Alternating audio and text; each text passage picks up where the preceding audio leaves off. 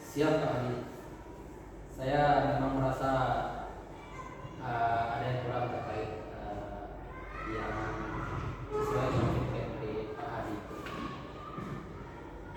Baik, pertama-tama Pak Rio, apa saja yang sudah Bapak coba lakukan saat kelas mulai tidak kondusif? Biasanya saya berhenti sejenak dan menegur mereka Pak, tapi kadang tidak berhasil. Saya juga mencoba memanggil nama siswa yang mengganggu. Baik, itu langkah awal yang cukup baik. Tapi mari kita bahas beberapa teknik lain yang bisa Pak Rio terapkan. Pernahkah Pak Rio membuat aturan kelas sejak awal pembelajaran? Belum Pak. Saya langsung mulai ke materi karena kehabisan waktu Pak. Nah, itu penting Pak Rio. Aturan kelas bisa Pak Rio buat bersama siswa di awal pertemuan. Dengan begitu, mereka tahu ekspektasi Pak Rio dan Pak Rio punya dasar yang kuat saat menegur mereka. Misalnya, angkat tangan sebelum berbicara atau melakukan sesuatu harus atas izin guru. Oh gitu ya Pak. Kalau aturannya disepakati bersama, siswa mungkin akan lebih patuh ya Pak ya. Tepat. Lalu bagaimana dengan penggunaan penguatan positif? Pernahkah Pak Rio berikan pujian atau reward kecil pada siswa?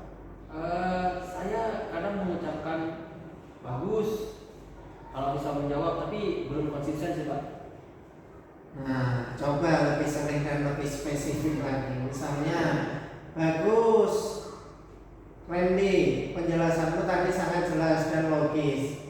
Itu bisa mendorong siswa lain untuk aktif juga. Baik Pak Adi. Berarti saya harus fokus pada yang positif juga ya Pak ya, bukan hanya menegur yang mengganggu Pak ya. Betul sekali. Selain itu, Pak Rio juga bisa menggunakan isyarat nonverbal seperti kontak mata, diam sejenak, atau berpindah posisi di dekat siswa yang sedang ribut. Tidak perlu selalu berbicara keras. Saya baru sadar sekarang Pak.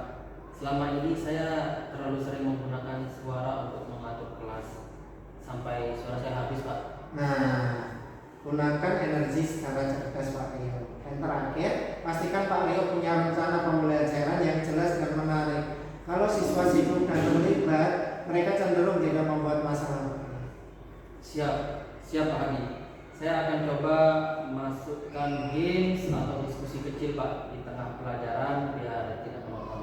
Bagus, semangat terus ya Pak Rio. Mengelola kelas memang butuh waktu dan latihan. Tapi Pak Rio sudah berada di jalur ini. Siap Pak. Terima kasih banyak Pak. Saya akan coba semua saran Bapak dalam pertemuan berikutnya Pak.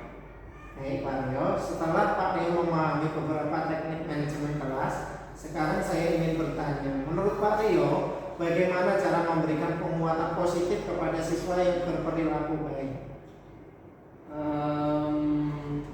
Kalau saya bilang biasanya cuma bilang bagus atau hebat saat siswa menjawab dengan benar Pak. Tapi saya belum tahu Pak apakah itu sudah cukup atau belum. Nah, itu sebenarnya sudah bagus sebagai langkah awal Pak Rio. Tapi penguatan positif bisa jauh lebih bervariasi lagi.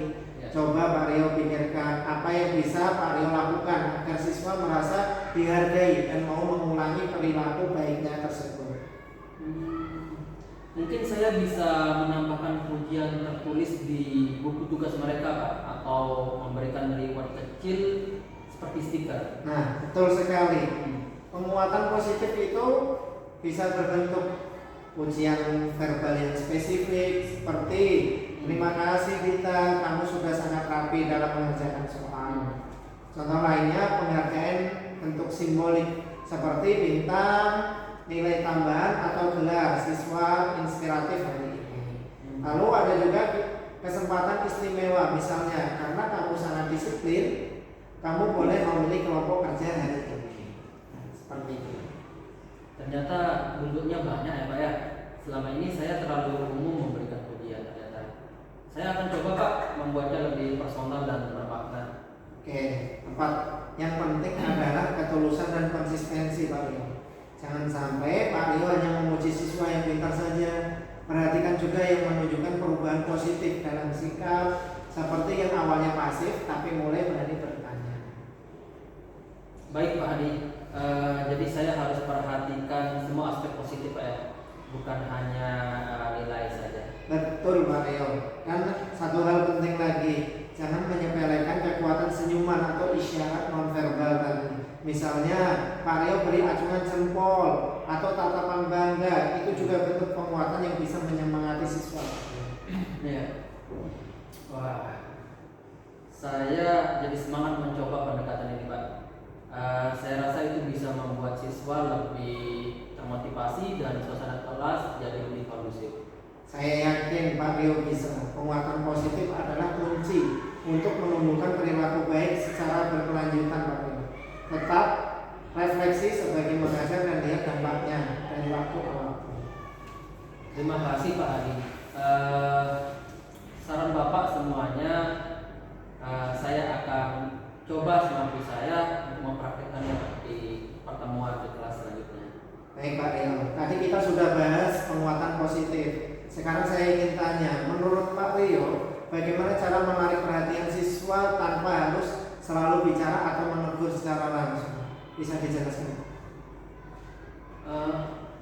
Biasanya saya langsung bilang ke siswa untuk diam atau tolong perhatikan, tapi kadang mereka tetap tidak fokus Pak. Nah, itu tantangannya. Kalau terlalu sering bicara untuk menegur, suara Pak Rio bisa cepat lelah dan siswa pun bisa jadi tebal. Maka dari itu isyarat nonverbal itu penting. Sudah pernah coba Pak Rio?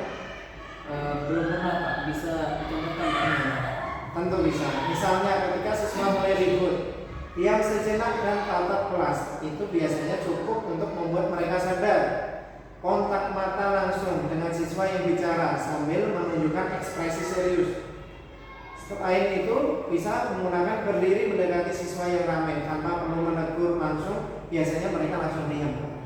Oh, jadi cukup dengan gerakan dan posisi tubuh Bapak. Betul.